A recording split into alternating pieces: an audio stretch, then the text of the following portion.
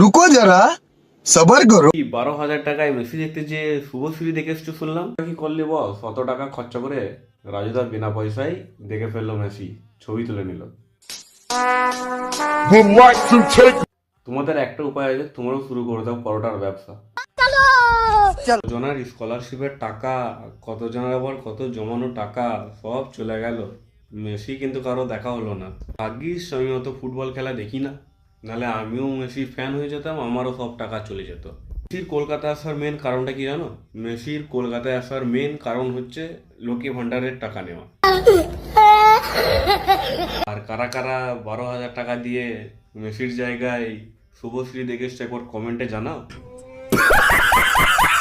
আর tag করো তোমার ওই বন্ধুগুলো যারা মেসিকে দেখতে গেছিল 12,000 টাকায়। তাহলে তোমরা আমাকে দেখতে পারো, আমাকে দেখতে টাকা লাগবে না, হ্যান্ডসাম আছি, দেখতে পারো, আমাকে দেখার জন্য কোনো টাকা লাগবে না।